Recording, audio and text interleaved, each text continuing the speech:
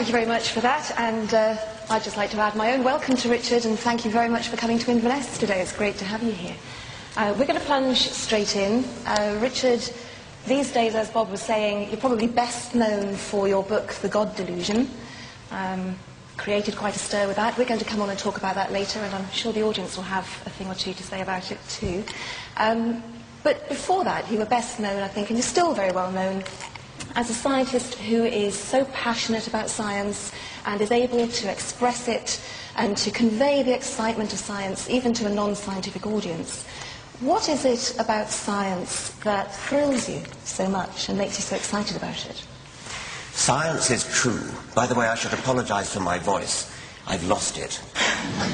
I don't know whether God had something to do with it, but I like to think it's become sexy and husky, but I fear that's a bit of wishful thinking. Science is the truth about reality. It's the truth about the real world in which we are fortunate enough to find ourselves. We're especially fortunate to find ourselves here in the 21st century, living after Galileo, after Newton, after Einstein, after Max Planck, after Darwin, after Watson and Crick. That means that the picture of the world that we have to savour is more wonderful, richer, fuller than it was for any of our predecessors. It's an amazing privilege to be living at this time when science hasn't got all the answers, but has got a really surprisingly and remarkably long way towards getting answers to understand why we exist, what the universe is all about, what life is all about. I feel thankful to be living at this time. And can you describe for us perhaps one or two of the odder things that science has revealed, and things that are particularly exciting and that particularly excite you? One of the oddest things that's happened really during my professional lifetime is the acceptance of plate tectonics. When I was an undergraduate, it was known as continental drift, and it was associated with the name of a German meteorologist called Wegener. And Wegener was pretty much ridiculed. What he noticed was that if you look at the outline of the west coast of Africa and the east coast of South America, and indeed the whole of the east side of North America as well, they make rather a neat fit. And he suggested that once upon a time, those two continents were abutting, they were joined up together. It was pretty much ridiculed, and when I was an undergraduate, my lecturer in ecology, Charles Elton, actually had a vote among us undergraduates. Voting is not, by the way, how scientists decide issues. But nevertheless, I'm sorry to say he did this, and we were split about 50-50. Since that time, in the guise of the theory of plate tectonics, it is now absolutely accepted. There's not a shadow of a doubt that over the last 100 million years or so, South America and Africa have been gradually pulling apart. They were once touching. They've been pulling apart. It's been said at the speed with which fingernails grow.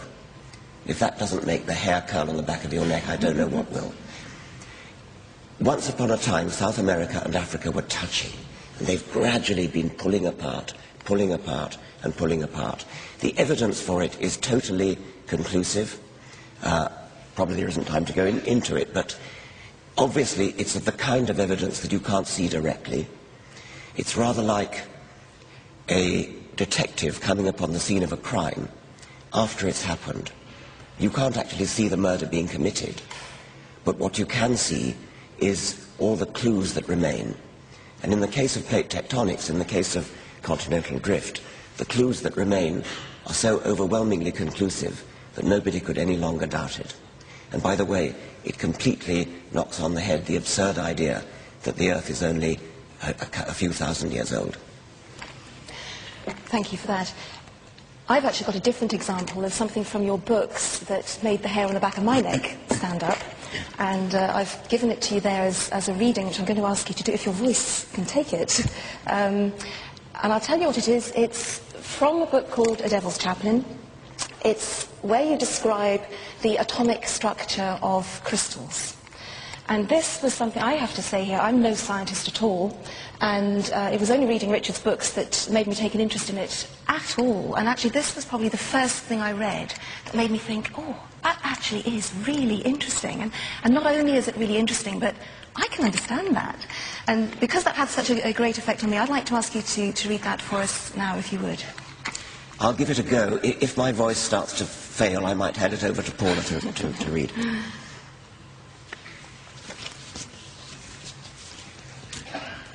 In a crystal, such as quartz or diamond, the atoms are arranged in a precisely repeating pattern.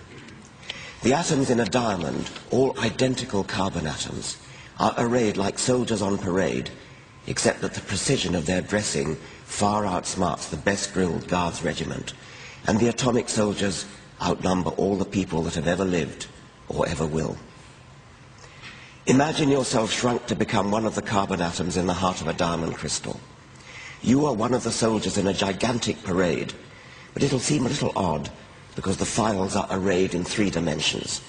Perhaps a prodigious school of fish is a better image. Each fish in the school is one carbon atom. Think of them hovering in space, keeping their distance from each other and holding their precise angles by means of forces that you can't see but which scientists fully understand. But if this is a fish school, it is one that to scale would fill the Pacific Ocean.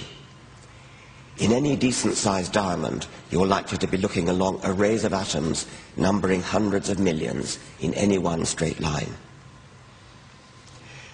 The military metaphor makes us think of each soldier as a metre or so from his neighbours.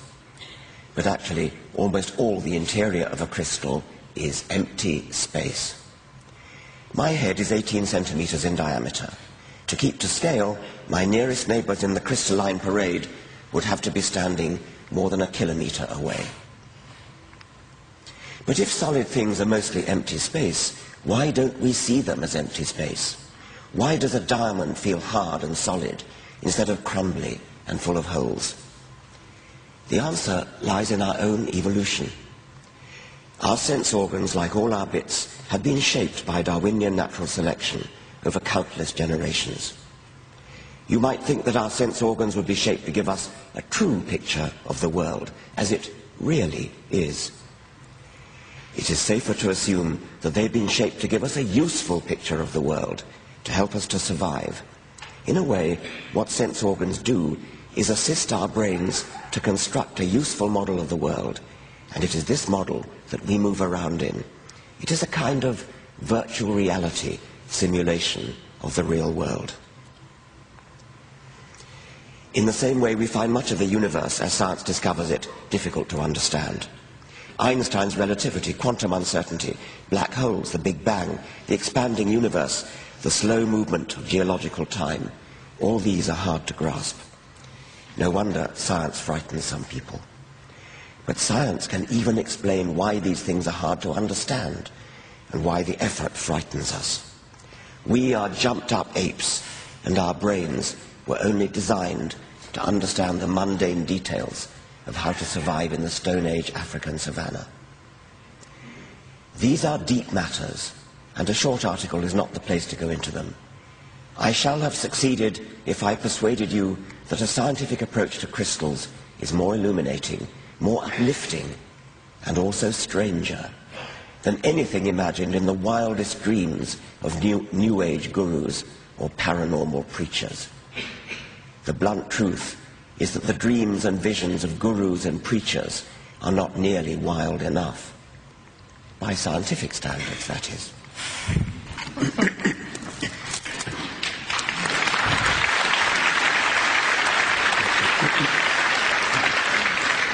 I challenge anyone to look at a crystal in the same way after that.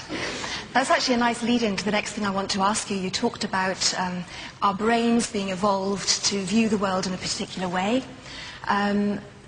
Evolution is, of course, your specialist subject. Can you tell me, as a complete science beginner, and tell the audience about evolution, what it is, how it works, and more than anything, how can you be so sure that it is right?